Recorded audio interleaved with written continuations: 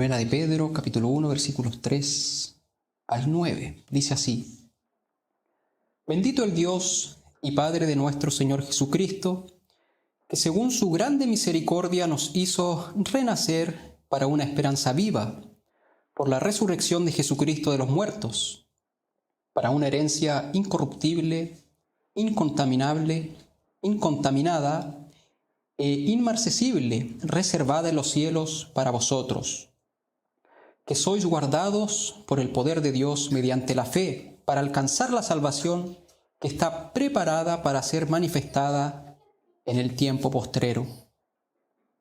En lo cual vosotros os alegráis, aunque ahora, por un poco de tiempo, si es necesario, tengáis que ser afligidos en diversas pruebas, para que sometida a prueba vuestra fe, mucho más preciosa que el oro, el cual, aunque perecedero, se prueba con fuego, sea hallada en alabanza, gloria y honra cuando sea manifestado Jesucristo, a quien amáis sin haberle visto, en quien, creyendo, aunque ahora no lo veáis, os alegráis con gozo inefable y glorioso, obteniendo el fin de vuestra fe, que es la salvación de vuestra alma. Hasta ahí vamos a cerrar nuestros ojos para realizar una oración.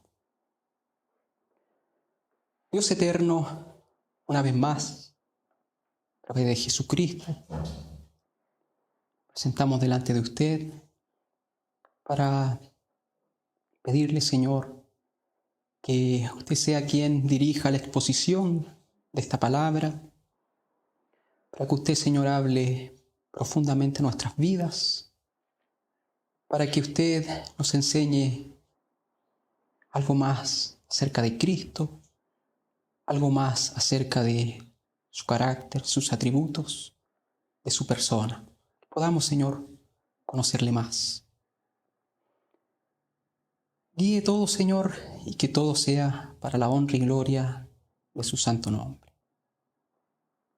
Amén.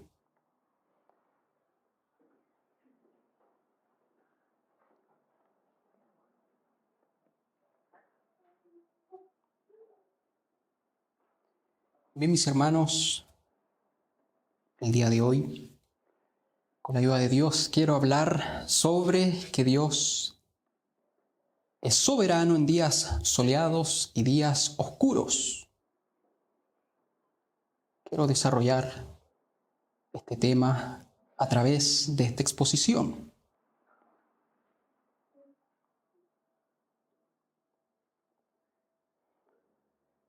¿Y por qué quiero tocar ese tema? Por lo siguiente, el domingo anterior, si recuerdan, ¿no es cierto?, nuestro pastor predicó sobre características de los falsos profetas. Y él nos decía que estos falsos profetas muchas veces vienen con mensajes de paz, mensajes motivacionales, palmaditas en la espalda, diciendo todo va a estar bien o todo va a mejorar, tranquilo. Y muchos de los falsos profetas de hoy en día exponen, proclaman lo que se conoce como la teología de la prosperidad, la cual enfatiza la idea de que la prosperidad material y gozar de buena salud es estar bendecido por Dios. Por lo tanto, el sufrir, las aflicciones, las dificultades no tienen lugar para el creyente, y las causas de una vida sin prosperidad o son falta de fe, o son espíritus malignos que están rodeando a la persona, que hay que sacarlos. Y hasta afirman que es por la falta de inversión económica en los ministerios de ellos. Usted está invirtiendo muy poco, usted está ofrendando muy poco, es por eso que Dios no le está prosperando.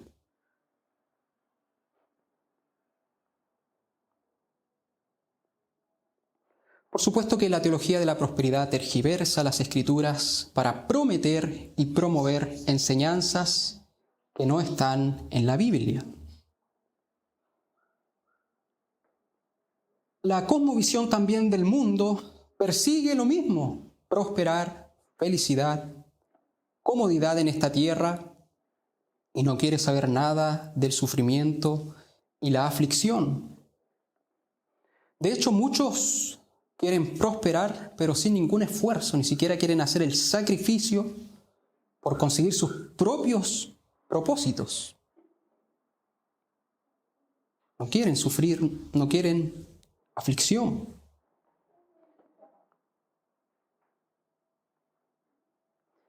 Y finalmente la Iglesia en general ha adoptado muchas de estas posturas, persiguiendo prosperidad y comodidad en esta tierra. Por lo tanto, a veces es difícil distinguir claramente entre los anhelos del inconverso y los anhelos del creyente. Y yo recordaba, mientras estudiaba esto, cómo la Iglesia también ha perseguido, ¿no es cierto?, prosperidad. Recordaba una noticia, la busqué, que salió hace algún tiempo, no sé si ustedes recuerdan, acerca del obispo Durán, donde a este hombre se le preguntaba, a él le gustaban mucho los vehículos, los autos de lujos, y cuando le preguntaron acerca de un Mercedes-Benz que él manejaba, que costaba cerca de 90 millones de pesos,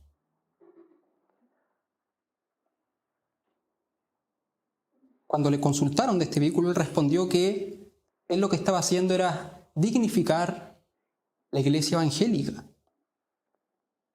Dignificar la iglesia evangélica.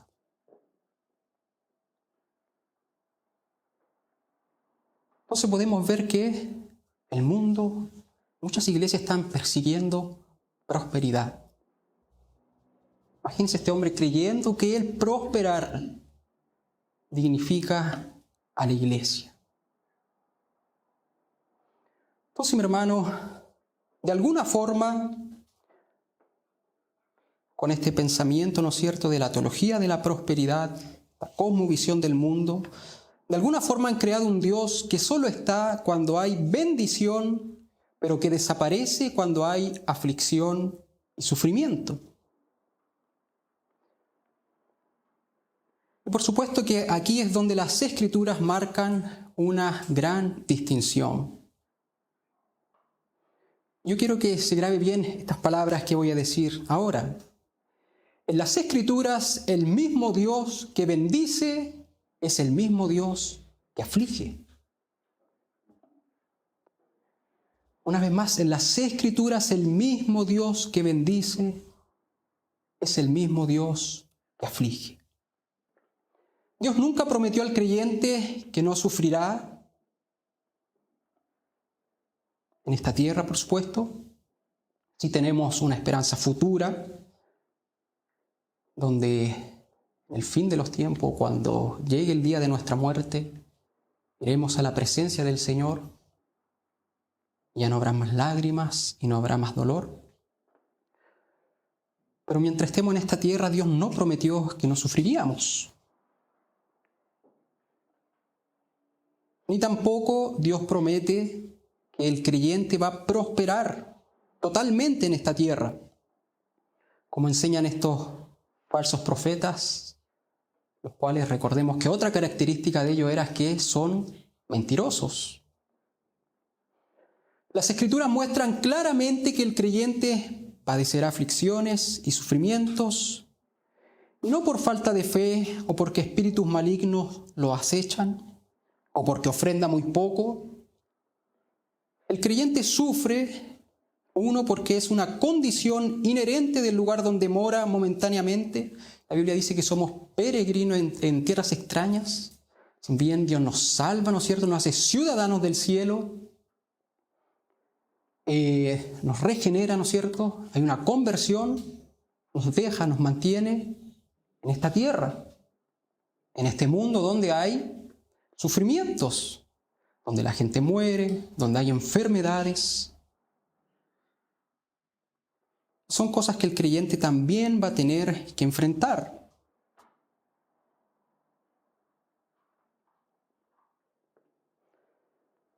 Entonces el creyente sufre porque es una condición inherente del lugar donde mora. Somos peregrinos, es como si usted va a otro país, usted va a sufrir consecuencias de ir a ese país. Por ejemplo, si allá hablan otro idioma, usted va a tener que sufrir las consecuencias, aprender el idioma. De la misma forma, nosotros somos extranjeros, representantes de Dios, pero estamos en este mundo que está sujeto a aflicciones, sufrimientos. Entonces esas cosas también nos van a alcanzar. Y también va a haber sufrimientos que es por causa de esta nueva condición de hijos de Dios. Por intentar llevar vidas santas, por defender la verdad, por proclamar la verdad. El creyente va a sufrir rechazo. Lo van a dejar sus amigos o que decían ser amigos. Va a perder familia. Todo por seguir a Cristo.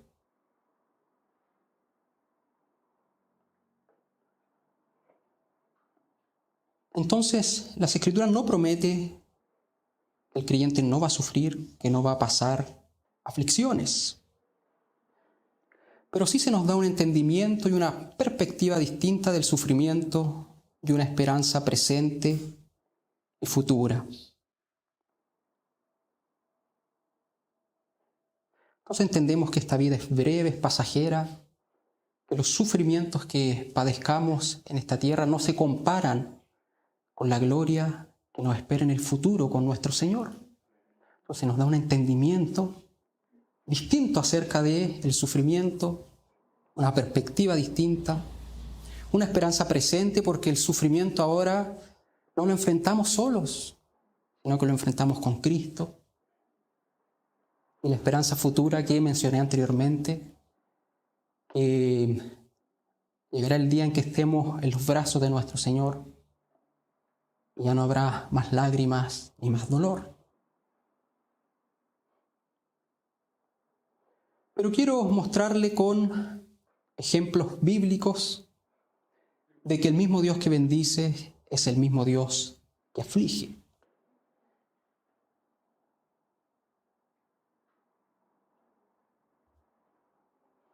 El primer ejemplo, el pueblo de Israel. Deuteronomio capítulo 8, versículos 11 al 16, dice así: Cuídate de no olvidarte de Jehová tu Dios, para cumplir sus mandamientos, sus decretos y sus estatutos que yo te ordeno hoy. No suceda que comas y te sacies y edifiques buenas casas en que habites, y tus vacas y tus ovejas se aumenten, y la plata y el oro se te multipliquen, y todo lo que tuvieres se aumente, y se enorgullezca tu corazón, y te olvides de Jehová tu Dios, que te sacó de tierra de Egipto, de casa de servidumbre, que te hizo caminar por un desierto grande y espantoso, lleno de serpientes ardientes y de escorpiones y de sed, donde no había agua. Y él te sacó agua de la roca del pedernal, que te sustentó con maná en el desierto, comida que tus padres no habían conocido, afligiéndote y probándote para la postre hacerte bien. Entonces el pueblo de Israel es un ejemplo de que ese Dios que bendice también es un Dios que aflige. Para la postre hacerte bien, afligiéndote y probándote para la postre hacerte bien. Esta es una advertencia que Dios hacía al pueblo de Israel. Y es interesante porque la advertencia tenía que ver con prosperar. Tengan cuidado que al prosperar no vaya a ser que se enorgullezcan y se olviden de mí.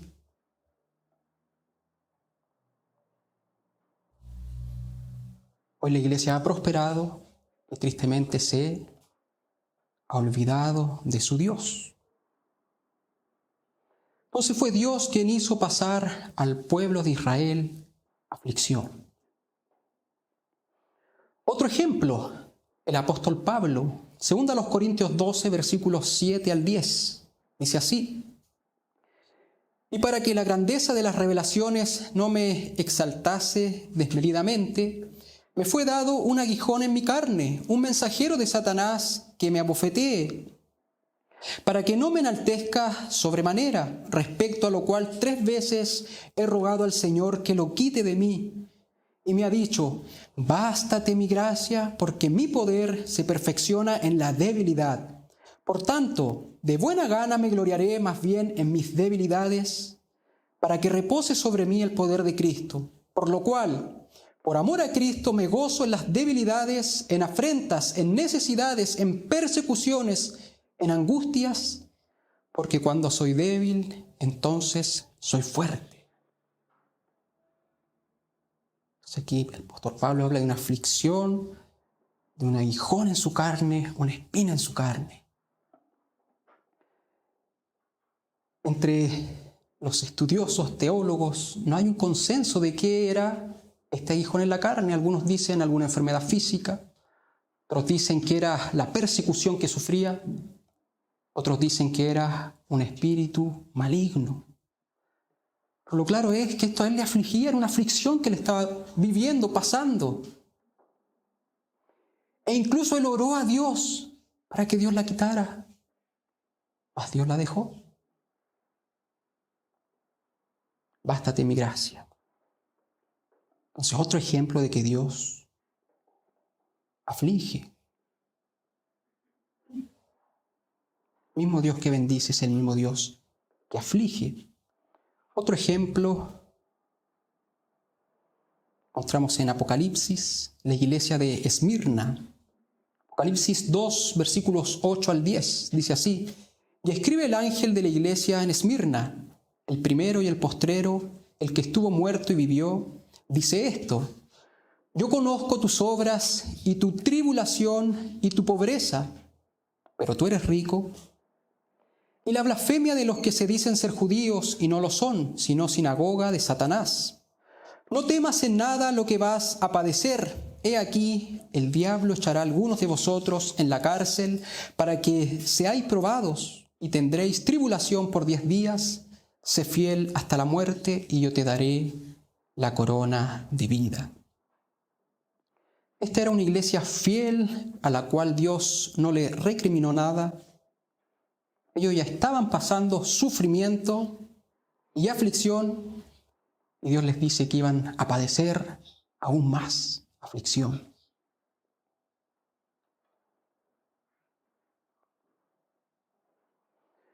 Lo mismo acontece con los receptores de la carta de Pedro, lo que dimos lectura. Versículos 6 al 9 dice así, 1 de Pedro, capítulo 1, versículos 6 al 9. En lo cual vosotros os alegráis, aunque ahora por un poco de tiempo, si es necesario, tengáis que ser afligidos en diversas pruebas, para que sometida a prueba vuestra fe, mucho más preciosa que el oro, el cual, aunque perecedero, se prueba con fuego, sea hallada en alabanza, gloria y honra cuando sea manifestado Jesucristo, a quien amáis sin haberle visto, en quien creyendo, aunque ahora no lo veáis, os alegráis con gozo inefable y glorioso, obteniendo el fin de vuestra fe, que es la salvación de vuestras almas. Estos creyentes también estaban padeciendo sufrimiento, aflicción, y Pedro les llama a alegrarse por la salvación tan grande que Dios les había dado.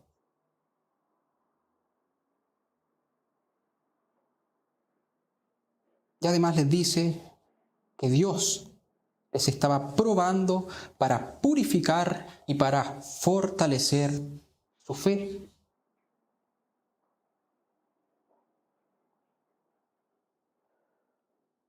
Otro ejemplo muy claro que todos conocemos es el ejemplo de Job. Job capítulo 1, versículos 7 al 12. El Señor le preguntó a Satanás, voy a leerlo de la Nueva Traducción Viviente. El Señor le preguntó a Satanás, ¿de dónde vienes? Satanás contestó, al Señor. He estado recorriendo la tierra observando todo lo que ocurre. Entonces el Señor preguntó a Satanás, ¿te has fijado en mi siervo Job? Es el mejor hombre en toda la tierra. Es un hombre intachable y de absoluta integridad. Tiene temor de Dios y se mantiene apartado del mal. Satanás le respondió al Señor, sí, pero Job tiene una buena razón para temer a Dios. Siempre has puesto un muro de protección alrededor de él, de su casa y de sus propiedades. Has hecho prosperar todo lo que hace. Mira lo rico que es, así que extiende tu mano y quítale todo lo que tiene. Ten por seguro que te maldecirá en tu propia cara. Muy bien, puedes probarlo, dijo el Señor a Satanás. Haz lo que quieras con todo lo que posee, pero no le hagas ningún daño físico. Entonces Satanás salió de la presencia del Señor.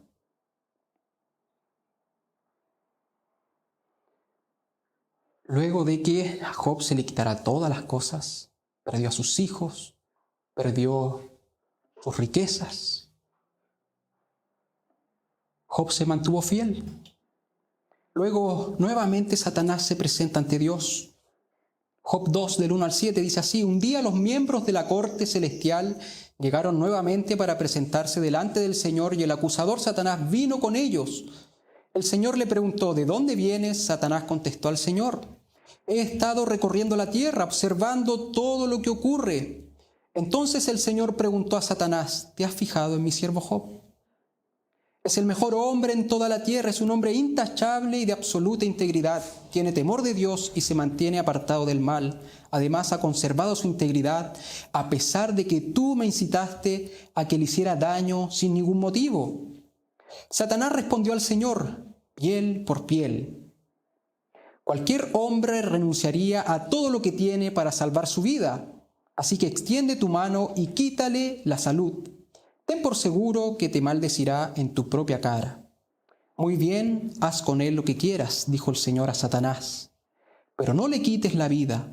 Entonces Satanás salió de la presencia de Dios e hirió a Job con terribles llagas en la piel, desde la cabeza hasta los pies.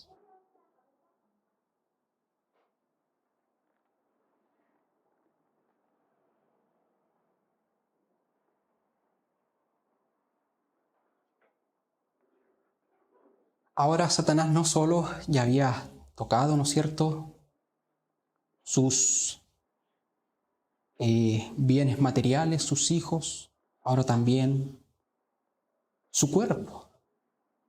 Job ahora tenía una enfermedad.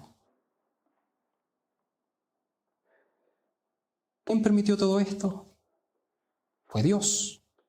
Dios permitió que Job padeciera toda esa aflicción.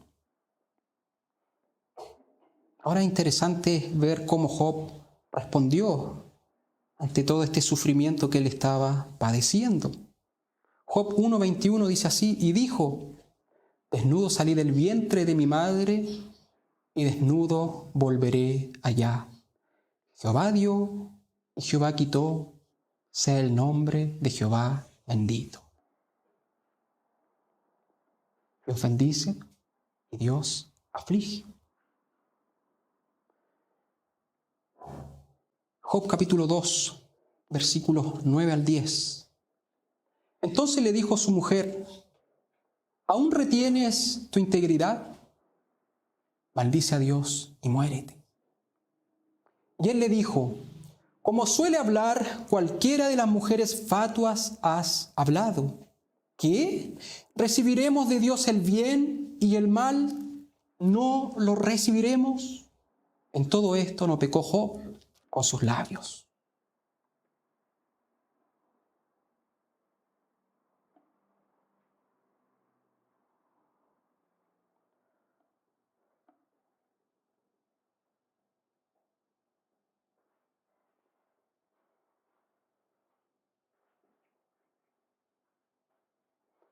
Fue Dios quien permitió la aflicción en Job. Pero Job comprendía que ese mismo Dios que le bendecía, Era el mismo Dios que ahora le estaba afligiendo. Y aún aquella adversidad inmensa que le estaba pasando, Job se mantuvo íntegro.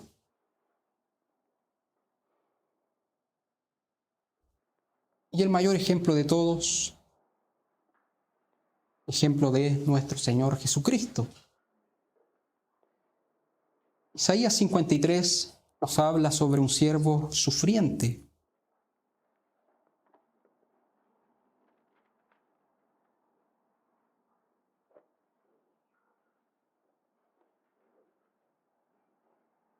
El versículo 10, voy a leer el versículo 10 y después todo el capítulo. Dice así: con todo eso Jehová quiso quebrantarlo, sujetándole a padecimiento.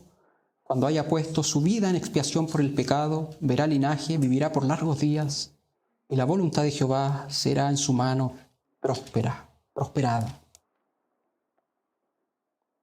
Isaías 53 dice así: ¿quién ha creído a nuestro anuncio? ¿Y sobre quién se ha manifestado el brazo de Jehová? Subirá cual renuevo delante de él, y como raíz de tierra seca no hay parecer en él ni hermosura. Le veremos, mas sin atractivo, para que le deseemos, despreciado y desechado entre los hombres, varón de dolores, experimentado en quebranto, y como que escondimos de él el rostro, fue menospreciado y no lo estimamos.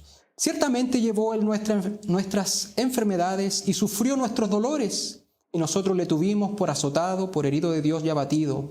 Mas él herido fue por nuestras rebeliones, molido por nuestros pecados. El castigo de nuestra paz fue sobre él, y por su llaga fuimos nosotros curados. Todos nosotros nos descarriamos como ovejas, cada cual se apartó por su camino, mas Jehová cargó en él el pecado de todos nosotros. Angustiado él y afligido, no abrió su boca. Como cordero fue llevado al matadero, y como oveja delante de sus trasquiladores, enmudeció y no abrió su boca. Por cárcel y por juicio fue quitado, y su generación, ¿quién la contará? Porque fue cortado de la tierra de los vivientes, y por la rebelión de mi pueblo fue herido. Y se dispuso con los impíos su sepultura, mas con los ricos fue en su muerte, aunque nunca hizo maldad, ni hubo engaño en su boca. Con todo eso, Jehová quiso quebrantarlo, sujetándole a padecimiento. Cuando haya puesto su vida en expiación por el pecado, verá linaje, vivirá por largos días, y la voluntad de Jehová será en su mano prosperada. Verá el fruto de la aflicción de su alma y quedará satisfecho por su conocimiento. Justificará mi siervo justo a muchos y llevará las iniquidades de ellos. Por tanto, yo le daré parte con los grandes, y con los fuertes repartirá despojos, por cuanto derramó su vida hasta la muerte y fue contado con los pecadores, habiendo él llevado el pecado de muchos y orado por los transgresores.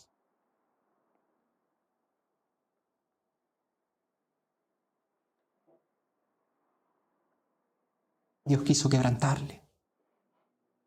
El mismo Dios que bendice es el mismo Dios que aflige. Acerca de esto mismo, Mateo 26, versículos 38 al 39, dicen así: entonces Jesús les dijo: mi alma está muy triste hasta la muerte, quedaos aquí y velad conmigo. Yendo un poco adelante, se postró sobre su rostro, orando y diciendo: Padre mío, si es posible, pase de mí esta copa, pero no sea como yo quiero, sino como tú. Si hay alguien que no merecía padecer sufrimiento, si hay alguien que no merecía sufrir aflicción, era nuestro Señor Jesucristo. Vivió una vida recta, una vida perfecta, se sometió hasta el final a la voluntad de Dios. Mas a ese Cristo Dios quiso quebrantarlo. Por eso, mi hermano, el mismo Dios que bendice es el mismo Dios que aflige.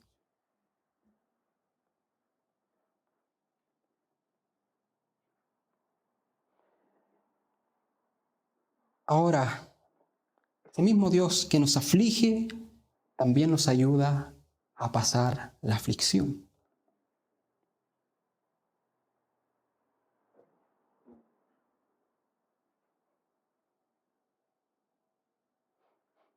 Juan 16:33 dice: estas cosas os he hablado para que en mí tengáis paz. En el mundo tendréis aflicción, pero confiad, yo he vencido al mundo. Mateo 28:20 dice, enseñándoles que guarden todas las cosas que os he mandado. Y he aquí, yo estoy con vosotros todos los días hasta el fin del mundo. Amén. Entonces, hermano, la cosmovisión del mundo, la teología de la prosperidad, evitan el sufrimiento. Mas Dios nos hace atravesar el sufrimiento de la mano de Cristo y con la ayuda de su Espíritu Santo. Entonces el mundo evita el sufrimiento. No quieren sufrir. Mas Dios no nos hace que evitemos el sufrimiento, sino que atravesarlo junto con Él, con la ayuda de su Santo Espíritu.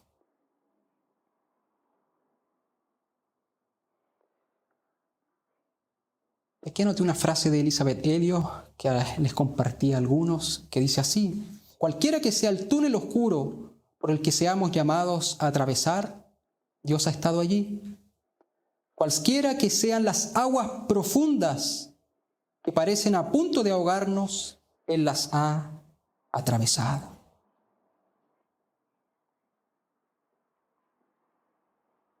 Entonces, mi hermano, Dios, así como bendice, Él también aflige, también nos llama a confiar en Él para pasar la aflicción.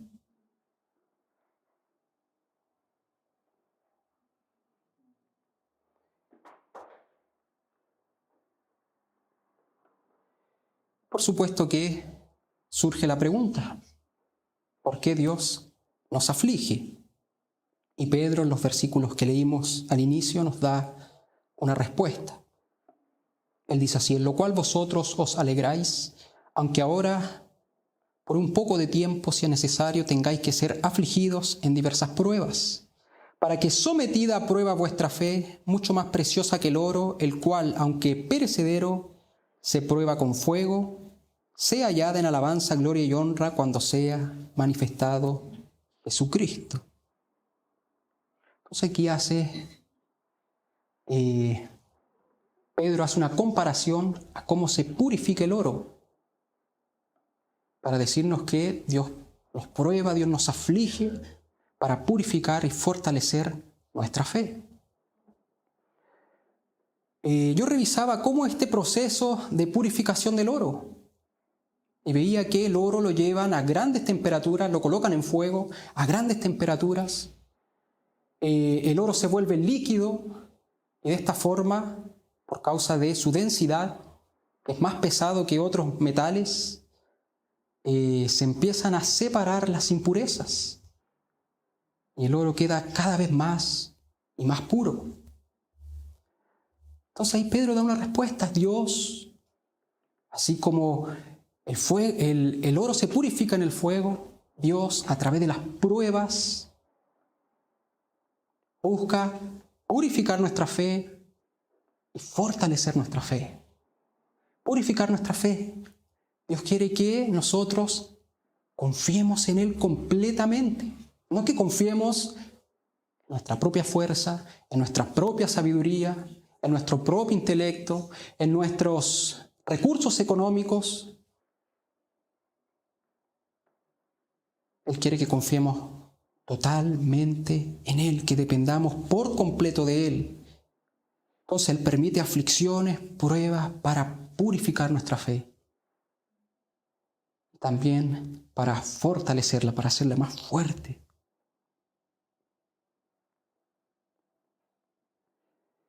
Y para finalizar, algo que me impactaba mucho mientras yo estudiaba esto, dije anteriormente que la iglesia ha ido tras la prosperidad.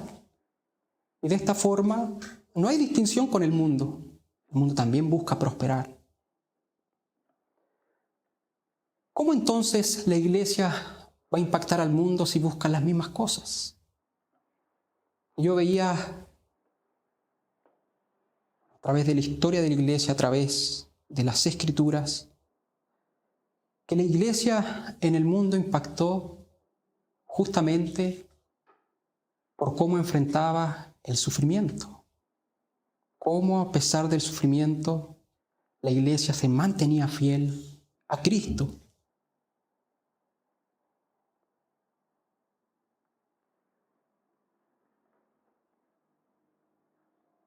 Lo que marcó e impactó al mundo en toda su historia fue cómo la iglesia atravesaba el sufrimiento con la fidelidad a su Señor.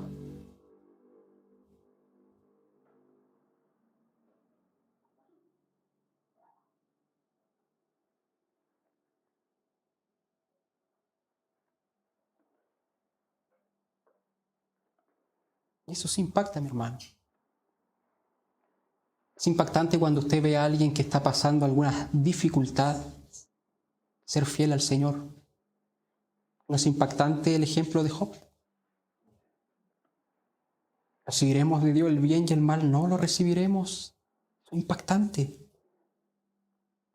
Confiar en Dios aún en las dificultades.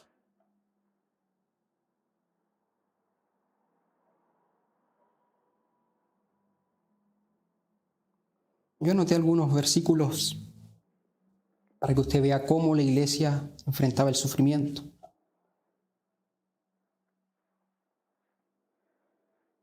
Filipenses 1:29 dice, pues a ustedes se les dio no solo el privilegio de confiar en Cristo, sino también el privilegio de sufrir por Él. Pablo le escribe a Timoteo, así que nunca te avergüences de contarles a otros acerca de nuestro Señor, y tampoco te avergüences de mí, aun cuando estoy preso por Él. Con las fuerzas que Dios te da, prepárate para sufrir conmigo a causa de la buena noticia. 2 Timoteo 2:3, soporta el sufrimiento junto conmigo como un buen soldado de Cristo Jesús. Hechos 5:41, los apóstoles salieron del Concilio Supremo con alegría, porque Dios los había considerado dignos de sufrir deshonra por el nombre de Jesús.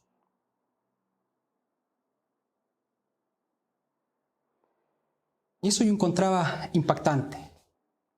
¿Cómo es posible que personas que están pasando sufrimiento salgan alegres? ¿Cómo es posible que Pablo, estando en la cárcel, le dice a los hermanos, regocijaos en el Señor siempre? Otra vez digo, regocijaos, alégrense. Pedro diciéndole a la iglesia, alégrense. Porque las pruebas Dios las permite para purificar su fe y para fortalecer su fe. Y Job, en el capítulo 29, si no me equivoco, usa la misma idea.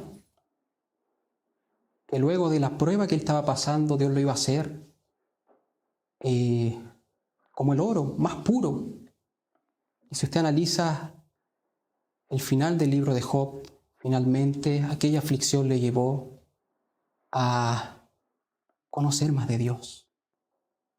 Él había escuchado acerca de Dios.